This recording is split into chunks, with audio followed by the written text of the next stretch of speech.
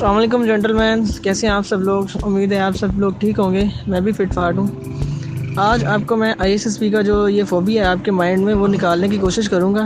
आईएसएसपी सब लोगों को पता होगा कि ये कुछ जो है ना बहुत टफ़ है, और सब लोग आप जानते हो कि ये पता नहीं क्या है आपके माइंड में होता है। तो ये कुछ भी नहीं है। बी काम रहें, बी हैप्पी रहें और नेचुरल वहाँ पर रहना है। ठीक है, आपको मैं सब चीज़ जो है ना, सारा प्रोसेस जिस तरह मेरा हुआ मैं आपको समझाने की कोशिश करूँगा, सारी बताने की कोशिश करूँगा।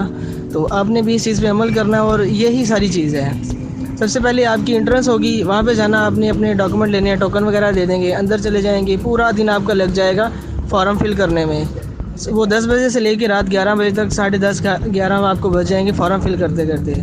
उसमें सबसे ज़्यादा चीज़ जो है ना, आपके फार्म है, फार्म ए वो 2 होंगे और फार्म बी ये जो है आपने बड़े एहतियात से फिल करने हैं, क्योंकि इसमें आपका सारा बायोडाटा होता है। और साइको का जो फार्म आपसे फिल करवाएंगे वो आपने जो फिल करना है उसको लाजमी याद रखना है, क्योंकि आपका जो इंटरव्यू है वो सारा उस फार्म के ज़रिए होगा।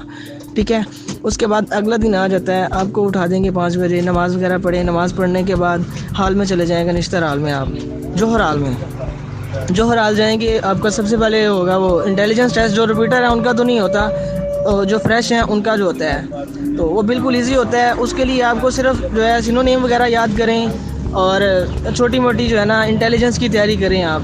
वो जो उधर पहले आप इंटेलिजेंस दे के आए उससे 1000 दर्जे आसान होता है। वो बुकलेट वगैरह होंगे, बुकलेट पे आपको देंगे, बिल्कुल आसान होता है। उसके बाद नॉन वर्बल होगा और वो भी बिल्कुल आसान होता है। वर्बल और नॉन वर्बल 105 और 65 होते हैं, ये 30-30 मिनट आपको मिलते हैं। ठीक है, और उसके बाद मैकेनिकल एप्टीट्यूड होगा आपका। मैकेनिकल एप्टीट्यूड 50 क्वेश्चन होते हैं और आपको मिलते हैं 15 मिनट उसके लिए। 15 मिनट में आपने कोशिश करनी है जो आते हैं आपको वो टिक करें, जो नहीं आते तुक्का ना लगाएं, क्योंकि इसमें है नेगेटिव मार्किंग। तो इससे बेहतर है कि आप एक जाने दें। अगर एक नेगेटिव मार्किंग के जरिए अगर आपका एक गलत होता है तो वो 2 जाएंगे। उससे बेहतर है कि एक जाने दें, वो आपका 0 कंसिडर होगा। तो उसमें ख्याल करना है कि वो ना हो कि सारी आप 5 दिन उधर लगे रहें और 5 दिन का बाद में एंड रिजल्ट क्या निकले कि आप मैकेनिकल एप्टीट्यूड की वजह से नॉट रिकमेंड हो चुके हो। तो उसमें भले थोड़े कर दो, क्योंकि ये सबके जो है ना वर्बल, नॉन वर्बल और मैकेनिकल के इनकी परसेंटेज एक साथ में होती है। इन तीनों का रिजल्ट एक साथ में होता है। तो आपने जो आते हैं वो लगाने हैं, बिल्कुल ईजी होते हैं, सिंपल होते हैं। तो इसकी प्रैक्टिस करें, आप नेट से लें, सर्च करें हर चीज़। मैकेनिकल एप्टीट्यूड की PDF फाइल वगैरह लें, वही सिंपल क्वेश्चन आते हैं, वो हर बंदा कर लेता है। तो उसके बाद जो है आपका होगा साइको का टेस्ट होगा, और जो साइकोलॉजिस्ट के जो टेस्ट होते हैं, वर्ड एसोसिएशन और सेंटेंस कंप्लीशन, स्टोरी मेकिंग, ये भी आसान होते हैं। जो जनरल सी स्टोरियाँ मैंने आपको पहले ग्रुप में शेयर की हैं, मेरी इसमें में से 4 आई थी। ठीक है, तो आप भी इसी तरह से करें, क्योंकि एक स्टोरी जो है उसके 3-4 स्टोरियाँ, एक आप स्टोरी अगर एक बना लेते हो तो उसमें 3-4 स्टोरियाँ आ रही होती हैं। इससे परेशान नहीं होना कि आपने हर तरह की एक ही अलग से स्टोरी बनानी है, नहीं। जो एक पिक्चर आपके सामने है उस पर आप अगर एक स्टोरी बना लेते हो तो 3-4 पिक्चरें सामने रख लो तो वो स्टोरी एक ही बन रही होती है। ठीक है, तो 1, 2, 4, 5, 10 स्टोरियाँ आप इस तरह से रट लें भले, तो वो आपके लिए बेहतर होगा। क्योंकि कोई भी तस्वीर सामने आए उधर लिख दो, उनको नहीं पता कि जो है वो उधर तस्वीर क्या है। उन्होंने सिर्फ ये देखना है कि आपने स्टोरी किस जो है ना मेथड से लिखी है और किस सेंस में लिखी हुई है। तो कोशिश करें पॉजिटिव और तामीरी स्टोरियाँ बनाएं, नेगेटिव स्टोरी नहीं बनानी। कोई भी मायूसी वाले, सडनली, अचानक और डेथ और एक्सीडेंट, इस तरह की जो है ना आपने वर्ड अपनी स्टोरी में नहीं लिखने। पॉइंटर स्टोरी जो होती है वो भी आसान होती है, उसमें आपको सिर्फ जज कर रहे होते हैं कि आपकी पर्सनल लाइफ किस तरह से मैटर कर रही है उसके अंदर। ठीक है, जैसे मेरी तरह आया था कि व्हेन आई डिक्लाइंड देन, कि जब मैं मायूस हुआ तब मैंने। तो आप इधर से शुरू करते हैं कि जब मैं मायूस हुआ, मैं अपने दोस्तों के पास गया, उनसे मैंने मशवरा किया, एक अच्छा प्लान बनाया और प्लान बनाने के बाद उस पर अमल किया और आज हम इस तरह से कामयाब हो गए। और ये वो जिस तरह से आपको बेहतर लगता है। ठीक है, तो उसके बाद आपके आ जाएंगे सेंटेंस कंप्लीशन। वो भी बिल्कुल आसान होते हैं। उसमें आपने एक चीज़ याद रखनी है कि जो पहले सेंटेंस आपने बनाए हैं वही दोबारा रिपीट हो रहे होते हैं। कुछ इस तरह से होते हैं कि आधे पेज के जो सेंटेंस हैं वो वही होते हैं। उसमें चेक कर रहे हैं कि आपकी सेंस किस तरह की, आपने पहले क्या बनाया और बाद में क्या बना रहे हो। तो आपने ये याद रखना है कि आप जो पहले बना रहे हो वही दूसरे वालों में भी बनाना है। तकरीबन सेकंड पेज में 15 जो है ना सेंटेंस इस तरह के होते हैं जो पहले आए होते हैं, और इंग्लिश वाले भी इसी तरह के होते हैं, जो पहले होते हैं वही बाद में होते हैं। तो आपने सेंस सब में एक ही जैसी रखनी है। जैसे पाकिस्तान इज़, तो पाकिस्तान क्या है, पाकिस्तान आजकल तरक्की कर रहा है। ठीक है, और बाद में आ जाता है कि पाकिस्तान मेरा, तो इसमें भी आपने इसी तरह ही करना, पाकिस्तान मेरा मुल्क है और ये तरक्की कर रहा है। ठीक है, इस तरह की आपने सेंस देनी है ताकि वो जज कर सके कि नहीं ये बंदा एक ही चीज़ में है। तो उसके बाद आपके ये टेस्ट हो जाएंगे। टेस्ट होने के बाद आप चले जाओगे कमरों में। आपने एक चीज़ ख्याल करनी है कि कमरों में जाके आपने कोई ऐसी हैंका फेंकी नहीं करनी, क्योंकि आपको हर जगह पे ऑब्ज़र्व किया जा रहा होता है। हो सकता है वहाँ पे कोई सिक्योरिटी कैमरास भी लगे हों, हो सकता है वहाँ पे जो पीएन हैं, वहाँ पे जो माली हैं, वहाँ पे जो वेटर्स हैं, वो आपको ऑब्ज़र्व कर रहे हों। आप ये नहीं कह सकते हो कि कौन किस तरह का, कौन किस तरह का नहीं। हर जगह पे हर आपको ऑब्ज़र्व किया जा रहा होता है। आपकी ये जो पर्सनल लाइफ है और आपकी आगे पीछे आना जाना उठना बैठना हर चीज़ ऑब्ज़र्व की जा रही होती है। वो कहते भी हैं आपको कि नहीं ऑब्ज़र्व की जा रही होती, लेकिन ये आपको ऑब्ज़र्व किया जा रहा होता है। आपने ये ख्याल रखना है कि ख़ुद को जो है ना हर तरह से आपने सेव रखना है, हर तरह से आपने पॉजिटिव सेंस देनी है उनको, और अच्छे मेल मिलाप और अच्छे मेल जोल रखने हैं। जो फर्स्ट GTO डे उसके बाद आ जाएगा, फर्स्ट GTO डे में आपको जाएंगे आपके चेस्ट नंबर रिमूव हो जाएंगे। जो पहले वाले आपको पहले दिन चेस्ट नंबर मिले हैं, जो आपको चेस्ट नंबर वो मिलते हैं, उसमें रैंडमली आपको सेलेक्ट किया जाता है। तो आपने एक चीज़ करनी है, वो जो आपका ग्रुप बनेगा उस ग्रुप वालों के साथ आपने इस तरह से कोऑपरेट करना है कि बाद में वो सारे के सारे वोट आपको दें। ठीक है, आपने अपने आप को इस तरह से शो करना है कि आपने दोस्ताना माहौल बनाना, उनके साथ हर एक के साथ आपने कोऑपरेट करना है। ख़ुद को भूल जाना है। फर्स्ट प्रायोरिटी आपने दूसरों को देनी है, ख़ुद को सेकंड प्रायोरिटी देनी है हमेशा वहाँ पे, ताकि आपका वहाँ पे मिलनसार अच्छा हो, आपके दोस्त अच्छे बने। जितने आपके अच्छे दोस्त बनेंगे उतना ही आप वहाँ पे अच्छा परफॉर्म कर पाओगे। वो आपको उसके बारे गाइड करेंगे, एक दूसरे के साथ मिलाप करेंगे। ठीक है, वहाँ पे जेलस नहीं होना किसी से भी कि कोई अच्छा कर रहा है तो मैं उससे पीछे हूँ। नहीं, जो अच्छा कर रहा है उसको अप्रिशिएट करो, क्योंकि अगर आप उसको अप्रिशिएट कर रहे हो सकता है वो गलती कर दे एक, और उसको अप्रिशिएट करने में आपको 2 नंबर मिल जाएँ। तो हर बंदे को अप्रिशिएट करो, क्योंकि इसमें आपकी पॉजिटिव और जो है वो नेचुरल सेंस शो होगी इसमें, कि आप किसी से जेलस नहीं होते हो और नेगेटिव नहीं होते हो। आपने बिल्कुल एक रैंडमली जाना है, एक नॉर्मल इंसान की तरह बिहेव करना है, रट्टा मार के नहीं जाना। ठीक है, और ये जो है बी नेचुरल रहना। जो आता है लिखो, जो नहीं आता उसका सिर्फ वर्ड लिख दो। साइको का जो टेस्ट है ना, उसमें आप सिर्फ वर्ड लिख दो, उसको पता चल जाएगा कि यार इसने कम से कम कोशिश तो की है ना। खाली नहीं छोड़ना कोई भी टेस्ट, उसको कंप्लीट करना है आपने हर हाल में। GTO वाले जो होंगे कोशिश करें, जब वो सबसे पहले देता है आपको लेक्चर 8 ग्रुप डिस्कशन देता है। ग्रुप डिस्कशन में आपने कोशिश करनी है पहले दूसरे नंबर पे बोल लें, नहीं आता तीसरे चौथे पे कोशिश करें, फिर भी आपका नंबर नहीं आता, दूसरे लोग कर रहे हैं, आप एंड पे बोल लें, कोई मसला नहीं। जिस जगह पे जिस पॉइंट पे मर्जी बोलें, लेकिन अथेंटिक बोलें। आपका वर्ड, आपके वर्ड्स इस तरह की हो, आपकी स्पीच इस तरह की हो कि GTO आपकी आवाज़ सुनते ही जो है ना उसके कानों में ऐसे जाए और वो आपको एक्सीलेंट मार्क देने पे जो है ना मजबूर हो जाए। ठीक है, जिस मर्जी पोजीशन पे बोलें, लेकिन अथेंटिक बोलें। 2 से 3 दफ़ा आप लाजमी बोलें, कम ना बोलें। और कोशिश करें अगर कोई आपके दरमियान कोई बंदा कोई शय फील कर रहा है, कोई जिसको मतलब हिचकिचाहट हो रही है, तो उसको आप थोड़ा सा मौका दें। अगर आप बोल लेते हो सारे, कोई एक बंदा नहीं बोल पा रहा, तो आप करें चेस्ट नंबर 15 प्लीज़। आपका क्या ख्याल है इसके बारे में, आप अपनी राय से इजहार करें थोड़ा सा, तो ये आपका गुड इंप्रेशन पड़ेगा दूसरे लोगों के ऊपर और GTO के ऊपर भी, कि क्यों कि आप सबको कोऑपरेट करके सबको साथ लेकर चल रहे हो। एक टीम वर्क आपने उनको देना है। तो उसके बाद आपका आ जाएगा लेक्चर 8। लेक्चर 8 में ये होता है कि वो आपको 2 मिनट देता है, लेकिन वो 2 मिनट नहीं होते, वो 5 से 7 मिनट होते हैं आपके लिए जो आपको वो देता है। वो काउंटर क्वेश्चन भी आपके ऊपर बहुत सारे करता है। आपको अगर एक टॉपिक देता है, सिंपल और जनरल से टॉपिक होते हैं, कोई इतने बड़े नहीं होते, हर इंसान बोल सकता है। वहाँ पे बोंगियाँ नहीं मारनी, एक चीज़ को दोबारा रिपीट नहीं करना। कोशिश करना है कि आप एक टॉपिक को लेके उससे आगे आगे उसकी डीपली में चलते जाओ। उसको लगेगा कि आप अगर सही बोल रहे हो, वो आपको कह देगा ओके शुक्रिया। ठीक है, अगर उसको लगेगा कि ये गलत बोल रहा है, तो आपके ऊपर वो काउंटर क्वेश्चन करेगा। ठीक है, जैसे मुझे उसने दिया था पाकिस्तान में बैरूनी ममालिक की मुदाखलत। ठीक है, इंटरनेशनल ममालिक की पाकिस्तान में मुदाखलत। ठीक है, इसमें ये आ जाता है ये पाकिस्तान की फ़ॉरेन पॉलिसी है।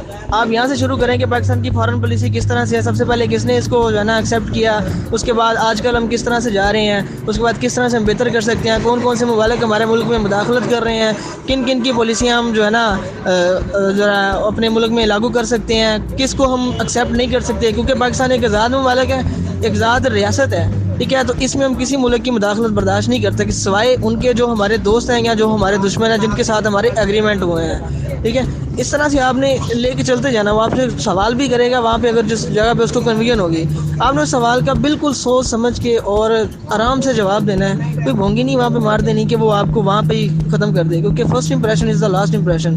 जो बंदा फर्स्ट उसमें ग्रुप डिस्कशन में उसके अंडर ऑब्जर्वेशन आ गया, वो समझो वो रिकमेंडेड है। ठीक है, मेरा लेक्चर 8 और मेरा ग्रुप डिस्कशन बहुत अच्छे तरीके से हुआ था। इस वजह से मैं सबसे पहले से उसके अंडर ऑब्जर्वेशन आ गया था, ठीक है। और मैंने देखा भी था, एक चोरी आंख से देखा था, उसने मेरे है ना कॉलम के ऊपर एक्सीडेंट लिखा हुआ था। तो कोशिश करें कि इस तरह से उसको आगे जो है ना उसको शो करें इस तरह का कि वो आपको मजबूर हो जाए एक्सीडेंट रिमार्क्स देने पे। गुड भी देता है, एक्सीलेंट भी देता है, वो जो उसके अंडर ऑब्जर्वेशन होते हैं वो उसके सामने वो लिख देता है, फिर उसको बहुत ज़्यादा वो ना प्रेफर करता है, उसको जज करने की कोशिश करता है। बाकियों को वो चलता रहता है साथ में, बताता नहीं है किसी को भी जो जीटी होता है। ग्रुप प्लानिंग जो होती है, अगर आपको आ रही है वो बताता रहेगा, घंटा पूरा वो लेक्चर देता रहेगा, लेकिन उसमें 2-3 चीज़ें आपके जो है ना नोट करने वाली होंगी।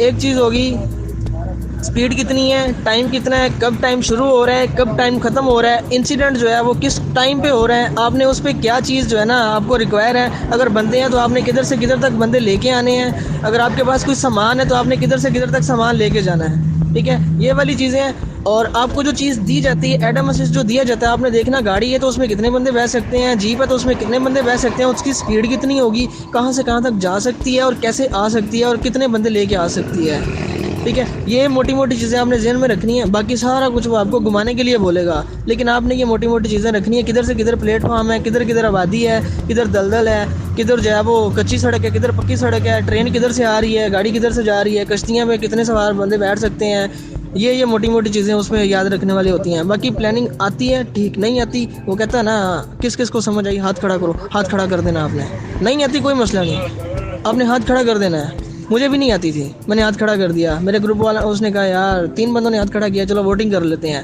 मेन जो है ना सबसे मेन चीज़ वो वहाँ पे वोटिंग होती है। जब वोटिंग हो रही है आपने उस बंदे को जो है ना कमेंट देनी है जो कर सकता है, बोंगियाँ नहीं वहाँ पे मारनी, उस बंदे को देनी है जिसके अंदर कोई टैलेंट है। अगर आपके अंदर है तो आपको दूसरे कमेंट ज़रूर करेंगे, आपको दूसरे जो है ना वोट ज़रूर देंगे। मुझे मेरे 11 का ग्रुप था, 10 के 10 लड़कों ने मुझे वोट दिए थे, ठीक है। और मैंने बड़े अच्छे तरीके से एक्सप्लेन करना शुरू कर दिया था। उसने कहा जी जब जिसको वोट ज़्यादा मिलेंगे उसको वो कहेगा आ जाओ भैया आप एक्सप्लेन करो। आपने कहना ठीक है सर मैं एक्सप्लेन करूँगा, नहीं आता कोई मसला नहीं, आप एक साइड से शुरू कर दो, हो जाएगा कोई ना कुछ ना कुछ तो हल आप निकाल ही लोगे ना यार। कॉन्फिडेंस तो है ना कि आप कर सकते हो, तो वो आपका गुड इंप्रेशन पड़ेगा उसके ऊपर। और उसके बाद आपको कहेगा ठीक है जी आप चले जाएं और जाके निकर शर्ट चेंज करें और आ जाएं। आपके जो है वो प्रोग्रेसिव और हाफ ग्रुप टास्क होंगे। उसमें आपने एक चीज़ सबसे ज़्यादा जो है ना गौर करना है इस चीज़ पे कि प्रोग्रेसिव ग्रुप टास्क में आपका नंबर भले दरमियान में आए, जस्ट नंबर भले एंड पे आए, भले स्टार्ट में आए, आपने वहाँ पे कमांडिंग एबिलिटी शो करनी है।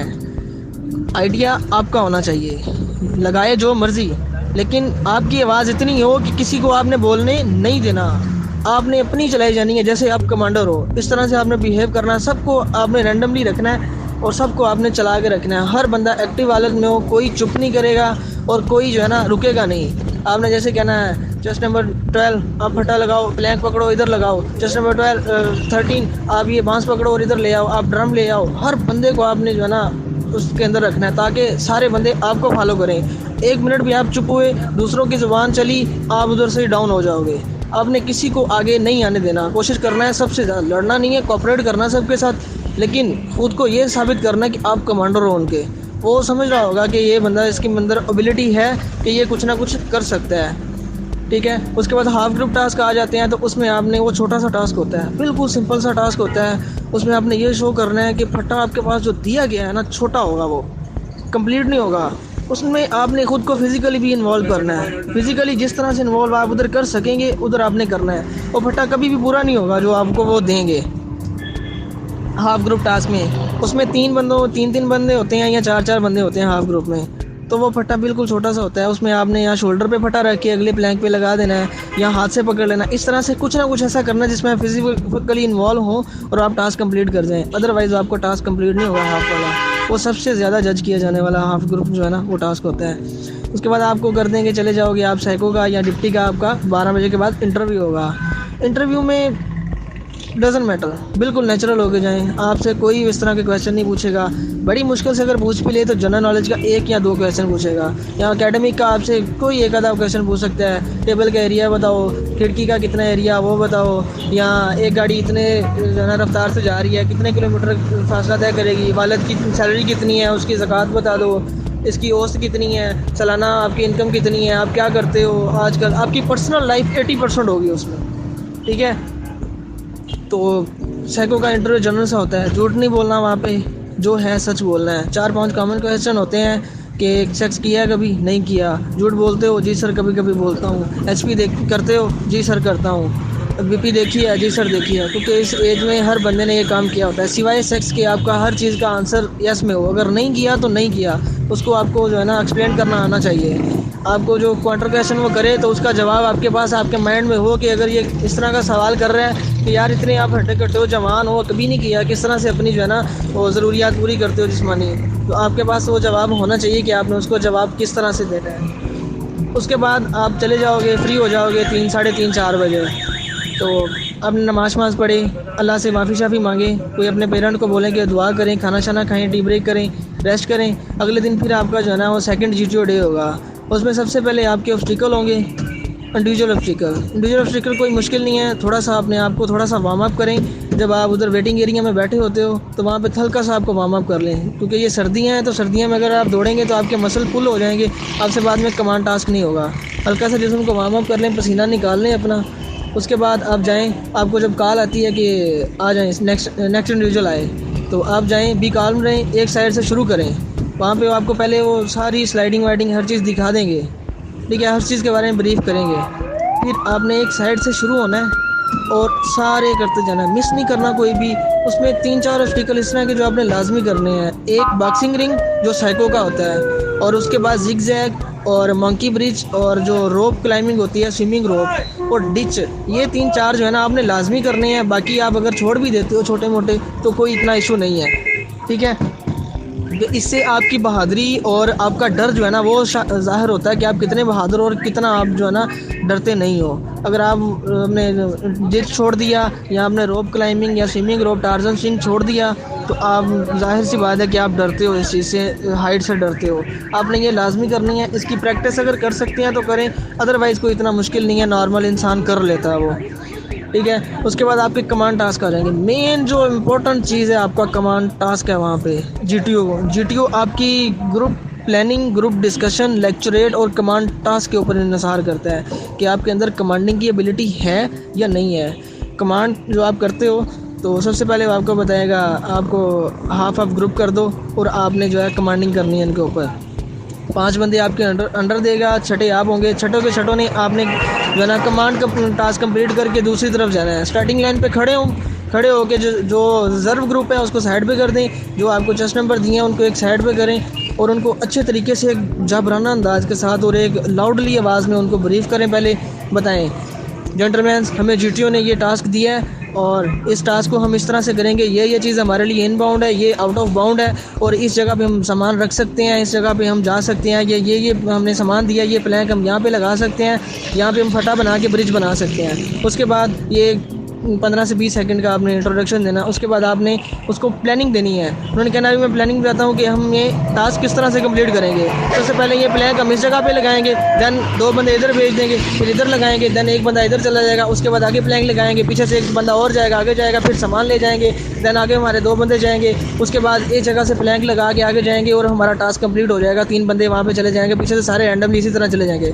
किसी को कोई शक, सबको क्लियर है, सब फिट फाट है, करें शुरू। जब सारे कहें कि ओके ठीक है, रेडी और स्टार्ट कर दें ग्रुप उसको कमांड टास्क को। वो समझ आएगा कि इसको कमांड टास्क पता चल गया है कि ये कमांडिंग कर सकता है। इसमें आपकी जो है ना एबिलिटी और आपका कॉन्फिडेंस शो हो गया कि आप कमांड टास्क किस तरह से कमांड, दूसरों का आपको 5 बंदे दिए जाएँ तो उनके ऊपर कमांड कर सकते हो। आपने खुद जो है खुद इन्वॉल्व पहले नहीं होना। ये ना हो कि आप सबसे पहले खुद को ले जाओ। पहले 2-3 बंदे आपने भेजने हैं, उनके साथ आपने हेल्प करते रहना है। अगर वो अड़ रहे हैं तो उनको बताना है, जस्ट नंबर 15 प्लीज़ इसको बांधो रस्से के साथ, इधर रखो इसको। जस्ट नंबर 18 आप आगे जाओ, जस्ट नंबर 17 आप भी आगे जाओ, आगे अब ये फटा उधर लगाओ और आप आगे चले जाओ। आपने खुद को बिल्कुल दरमियान में रखना है, ना आगे जाना है ना बिल्कुल पीछे आना है। दरमियान में लेके जाएंगे, वो जीटीओ समझ जाएगा कि ये जो है ना आगे वालों को भी चला रहा है, पीछे वालों को भी चला रहा है और ख़ुद भी इसमें इन्वॉल्व है, ठीक है। मेरा तो उसने कंप्लीट नहीं होने दिया था। मुझे कहता है कमांडर क्या प्लान है। मैंने कहा सर प्लान वही है जो पहले मैंने एक्सप्लेन किया था। उस जगह पे हमारे 2 बंदे पहुंच गए हैं, उधर से आगे हम ये फटा लगाएंगे और हम ईजिली चले जाएंगे। कहता गुड कमांडर, ओके छोड़ दो बस, मुझे पता चल गया आप कर सकते हो, कि ये वर्ड थे, ठीक है। तो इस तरह से आपने पॉजिटिव सेंस दे के और बिल्कुल कमांडिंग वाली आपने एबिलिटीज़ जो है ना ज़ाहिर करनी है वहाँ पे, ताकि वो आपकी जो है ना एक्टिविटी से ही आपको जज कर ले कि वाकई ही ये बंदा कर सकता है। किसी का भी कंप्लीट नहीं होने देते वो, उसको पता चल रहा होता है कौन बोंगियाँ मार रहा है, कौन कुछ कर रहा है। और दरमियान में अगर बोले कमांडर कोई फाउल तो नहीं हो रहा, तो आपने एकदम से देखना है, उसमें ये नहीं होना आपने कि हैरान नहीं हो जाना, परेशान नहीं हो जाना कि क्या हो रहा है, क्यों बोल रहा है। देखना है कोई फाउल हुआ है तो उस बंदे को बताना है सर एक फाउल हुआ है, ठीक है, और उस बंदे को बताना है कि चेस्ट नंबर इतना, आप ये फाउल नहीं जो है ना रिपीटिशन नहीं करेंगे, इसको दोबारा से करके जाएं, ठीक है। और उसके बाद आपने देखते रहना है, परेशान नहीं होना, नहीं हुआ तो उसे कहते हैं सर कोई फाउल नहीं हुआ, ठीक है। कमांड टास्क जितना अच्छा आपका होगा उतना ही आपको प्रेफर किया जाएगा। अगर आप किसी के अंडर कमांड आते हो तो फिर भी भरपूर उसमें जो है ना पार्टिसिपेट करो। अगर आपके माइंड में कोई आइडिया आ रहा है तो कहो commander I have a suggestion, I have an idea, ठीक है। वो कहता है जी सजेशन दो या आइडिया दो, तो आपने बताना है। यूट्यूब आपको नहीं कहेगा कुछ भी कि आप क्यों दे रहे हो क्यों नहीं, यूट्यूब आपको ये भी कहेगा कि आप कमांडर को काम करने दो, कोई और नहीं बोलेगा। लेकिन आपके माइंड अगर कमांडर चुप करके खड़ा हो जाता है, सोचने लग जाता है ना, आपने आइडिया अपना दे देना कि कमांडर मेरे पास एक आइडिया है मैं दूँ, वो अगर आपको कहता ना जी दो तो फिर आपने देना, अदरवाइज़ आपने वैसे नहीं बोलना शुरू कर देना। फिर आप उसको बताओ कि कमांडर हम ऐसे ऐसे करेंगे तो हम बंदों को लेके जा सकते हैं। समटाइम ऐसे भी होता है, यूट्यूब कहता है जी आपने आइडिया दिया, आप खुद इंप्लीमेंट करके दिखाओ इसको, किस तरह से इंप्लीमेंट करते हो। तो आपने उसको इंप्लीमेंट बड़े अच्छे तरीके से करना है, ठीक है। वो फिर जस्ट लाइक एक आप उधर पे कमांडर हो, आपने अपनी एबिलिटीज़ अपनी कमांडिंग सलाहियत उधर पे शो करनी है हर हाल में, और बढ़ चढ़ कर उसमें पार्टिसिपेट करना है, पीछे नहीं रहना किसी से भी। ये नहीं कहना कि वो इस तरह से कर रहा है और मैं इस तरह से कर लूँगा तो ये हो जाएगा वो हो जाएगा, नहीं, आपने बढ़ चढ़ के उसमें हिस्सा लेना है। और उसके बाद फिर आपका जो एक इंटरव्यू रहता होगा डिप्टी का, वो होगा अगले दिन, उसके बाद आपको भेज दिया जाएगा। फाइनल ग्रुप में जो है ना, फाइनल ग्रुप टास्क जो है वो इतना इशू नहीं है आपके, इतना वो प्रेफर नहीं करता। फाइनल में जो जो बंदे उसने जज किए होंगे जीटीओ ने, उनको वो एक तो उसमें आपने इंग्लिश बोलनी है, दूसरा पहले प्लानिंग करें हर टास्क से पहले बिल्कुल प्लानिंग करें, प्लानिंग करके बताएं कि किस तरह से हमने चलना है। तो आपको वो जो जो उसके अंडर ऑब्जर्वेशन हो गए उनको वो चांस देगा। जैसे उसने मुझे चांस दिया, चेस्ट नंबर 21 आपके लिए ज़मीन 1 पाँव पे इनबाउंड है, मैंने 2 बंदों को उठाया, आगे चला गया, आगे 2 प्लैंक लगाए और वापस आ गया, मेरा टाइम ख़त्म हो गया, 15 सेकंड उसने मुझे टाइम दिया, ठीक है। और फिर उसने चेस्ट नंबर 15 को कहा चेस्ट नंबर 15 आपके लिए ज़मीन 1 पाँव पे इनबाउंड है, वो जैसे ही आगे गया उसने मुझे कह दिया चेस्ट नंबर 21 आपके लिए दोनों पाँव पे ज़मीन इनबाउंड है, लेकिन आप आगे जो है ना फिनिशिंग लाइन क्रॉस नहीं करोगे। मैंने 2 बंदों को फिर से उठाया, आगे छोड़ा उनको प्लेटफार्म पे, और फिर मैंने जो है ड्रम उठाया और ड्रम उठा के आगे चला गया, क्यों, सामान में ले गया, पीछे वाले बंदे आराम से इजीली आ जाएंगे। आपने ये चीज़ गौर करना है कि वहाँ पे जो जिस चीज़ को फर्स्ट प्रायोरिटी देनी बनती है आपने वो वाला काम करना है। अपने माइंड को हाजिर रखना है, शार्प माइंडेड शो करना है वहाँ पे कि आप कितने तेज़ चलाक और शॉर्ट टाइम में शॉर्ट नोटिस पे कितना अच्छा काम कर सकते हो, ठीक है। तो उसके बाद आपका जो डिप्टी का इंटरव्यू है उसमें आपको अगर पूछता है ग्रुप में सबसे अच्छा लड़का कौन सा है, तो जो है उसका बताना है, झूठ नहीं बोलना, गराईबंदी नहीं करनी, ये नहीं करना कि मेरा वो रात वाला मुझे उसने कहा था, मेरा वो दोस्त बन गया, उसने कहा था कि आपने मेरा चेस्ट नंबर कहना है तो मैंने उसी का कहना है। जो अच्छा है उसका बोलो ताकि उसको इम्प्रेशन गुड पड़े कि यार ये बंदा कुछ सोचने समझने की और अच्छा डिसीजन लेने की जो है ना काबिलियत रखते हैं। अगर आप झूठ बोल दोगे उसके सामने कि मैंने तो उसको बताया था, वो मेरा बताएगा मैं उसका, तो वो जज कर लेगा यार कि ये यहाँ पे भी झूठ बोल रहा है, चीटिंग कर रहा है, तो वो आपको नॉट रिकमेंड कर देगा। जो अच्छा लड़का आपके माइंड में है उसका बताओ ताकि वो आपका माइंड चेक कर सके कि आप किस तरह का सोचते हो। और फिर अगर पूछता है कि सबसे नील कौन है, तो नील नहीं बताना आपने कभी, उन्हें कहना सर 1-2 थे लेकिन हमने उनको साथ लेके चलाने की कोशिश की है, कोऑपरेट किया उन्होंने हमारे साथ और वो बड़ा अच्छा परफॉर्म बाद में उन्होंने किया है। ये नहीं कभी भी कहना कि सबसे नील कौन से वाला है। और आपको सिचुएशन देगा काफ़ी सारी, इंटरव्यू के बारे में भी आपको बताता हूँ कि इंटरव्यू में आपको सिचुएशंस देगा, आपके बारे में सेक्स रिलेटेड क्वेश्चन सारे करेगा, आपने कहना नहीं नहीं नहीं, जैसे मैंने पहले आपको बताया सिचुएशन जो आपको वो देता है तो आपने उसमें सेक्स को कभी भी नहीं करना, बाकी कोई अल्टरनेट करके आपने उसको जवाब देना है, सेटिस्फैक्ट्री जवाब देना है। ये नहीं कहना कि सर मैं सेक्स नहीं करूँगा बस दैट्स ऑल, नहीं, आपको सिचुएशन दे रहा है उसका पॉजिटिव उसको थोड़ा सा घुमाओ, वो आपको घुमा रहा है आप उसको थोड़ा सा घुमाओ ताकि वो आपके ऊपर इस पर काउंटर क्वेश्चन करे। सिचुएशन में हमेशा आपने काउंटर क्वेश्चन उसको करने देने हैं, बिल्कुल एक ही जवाब नहीं उसको दे देना कि वो मिथक्विक हो जाए, आपने उसके ऊपर उसको काउंटर क्वेश्चन करने देने हैं। और जैसे ही काउंटर क्वेश्चन करेगा आप उसका सेटिस्फैक्ट्री जवाब देते जाएं, एंड पे सोल्यूशन क्या निकलेगी, आप जीत जाओगे वो हार जाएगा, उसके पास कोई जवाब नहीं बचेगा। अगर आपने नेगेटिविटी शो कर दी तो फिर वो आपको आराम से नॉट रिकमेंड कर देगा, लेकिन उसको काउंटर क्वेश्चन करने देने हैं वहाँ पे। तो देन उसके बाद आप चले जाओगे वापस चले जाओगे, फिर सो जाओगे। अगला दिन जो होगा वो कॉन्फ्रेंस डे होगा, कॉन्फ्रेंस में फिर ये होता है कि जो लड़के अच्छे होते हैं उनको चूज़ किया जाता है, ठीक है, और जो मोस्टली सिलेक्टेड या सिलेक्टेड होने के करीब होते हैं उनको चूज़ किया जाता है। उसमें 2-3 वजूहत होती हैं। यहाँ तो उनके पैनल की वैकेंसीज़ कम होती हैं, तो जिस वजह से उनके पास ज़्यादा लड़के सिलेक्टेड हो जाते हैं और उन्होंने उनमें से किसी लड़कों को जो है ना नॉट रिकमेंड करना होता है, क्योंकि उनके लिए सिलेक्ट करना बहुत आसान है, नॉट रिकमेंड करना बहुत ज़्यादा मुश्किल है। इतना मुश्किल है कि आप सोच नहीं सकते। नॉट रिकमेंड करना उनके लिए, सिलेक्ट करना तो बिल्कुल आसान है उनके लिए, किसी को भी सिलेक्ट कर सकते हैं कोई भी एबिलिटी डालकर। लेकिन नॉट रिकमेंड करने के लिए उनको क्या क्या चीज़ जज करनी पड़ती है, आपको किस किस सिचुएशन में डालना पड़ता है, वो आप सोच भी नहीं सकते, ठीक है। इसलिए आपने हर चीज़ का पॉजिटिव जवाब उनको देना है। तो जिनका री इंटरव्यू होता है वो भी काल्म रहें, जो जिस तरह से पहले परफॉर्म किया उसी तरह से परफॉर्म करें। वो तकरीबन सेलेक्ट होने के करीब होंगे, तकरीबन। उनमें से कुछ लोग सिलेक्टेड हो जाते हैं, लेकिन ये नहीं कहना कि मैं सिलेक्ट हूँ और मैं इधर पे बोंगियाँ मार जाऊँ। वो कमांडेंट होता है, कर्नल होगा या फुल ब्रिगेडियर होगा, ठीक है। तो उधर पे बोंगी शोंगी कोई नहीं मारनी, उधर पे बिल्कुल भी काल्म रह के और जैसे पहले इंटरव्यू दिए उसी तरह से इंटरव्यू देना। जस्ट लाइक समझो यार वो आपका दोस्त है, वो इंटरव्यू करने वाला कोई कर्नल मेजर या कुछ भी नहीं है, वो आपका दोस्त है। जैसे एक दोस्त के साथ मुलाकात करने जाते हो, जाएँ हैप्पी मूड में जाएँ, मुस्कुराहट आपके चेहरे पे हो, और जैसे जैसे वो सवाल करे वैसे वैसे भी कॉन्फिडेंट उसको जवाब दें, गुड इंप्रेशन डालें उसके ऊपर, ताकि वो मजबूर हो आपको सिलेक्ट करने पर। ये ना हो कि वो आपको रोता रोता जो है ना सिलेक्ट करे तो फिर आप भी रोते रोते ही वापस आओ। तो दुआ शुआ करें अपने लिए, खुद के लिए भी, अपने गुनाहों की माफ़ी मांगे अल्लाह से, वालिदैन को बोलें आपके लिए वो भी दुआ करें। अपने पेरेंट्स की सबसे मोस्टली जो चीज़ है, आपकी जो वालिदा हैं जो आपके घर बैठी हुई हैं, उनको बताएं कि आपके लिए दुआ करें। माँ की दुआ अर्श भी हिला देती है, ठीक है। तो नमाज़ पढ़ें, उसके बाद एक दुआ है वो लाजमी पढ़ें हर नमाज के बाद। मैं आपको बता देता हूँ, रब्बी इश्रह ली सदरी व यस्सिर ली अमरी वाहलुल उक़दतम मिन लिसानी व यफ़क़हू क़ौली। दोबारा रिपीट कर देता हूँ, रब्बी इश्रह ली सदरी व यस्सिर ली अमरी वाहलुल उक़दतम मिन लिसानी व यफ़क़हू क़ौली। तो ये पढ़ें। ये सिर्फ आपका IAS भी है, बिल्कुल एक छोटा सा गेम है यार, कुछ भी नहीं है इसमें। जो करके जाएगा, प्रैक्टिस करके जाएगा, वो उधर पे अच्छे से परफॉर्म कर पाएगा। और आर्टिफिशियल प्रिपेयर होके नहीं जाना किसी भी एकेडमी से, क्योंकि आर्टिफिशियल जाओगे तो आपको वहाँ पे जितना बिठाते हैं, जितना आपको जो है ना सिचुएशंस देते हैं, तो आप बिल्कुल ज़ीरो हो जाओगे वहाँ पे। आर्टिफिशियल प्रिपेयर बंदा वहाँ पे नहीं चल सकता, नेचुरल चल सकता है। जितना आप नेचुरल करके जाओगे उतना आपके लिए बेहतर है। बाकी बेस्ट ऑफ लक। उम्मीद है आप सब लोगों को समझ आएगी, और इंशाल्लाह मेरी दुआ है आप सब लोग अच्छे से जो है ना रिकमेंडेड होके वापस आएँ। ओके, अल्लाह हाफिज़।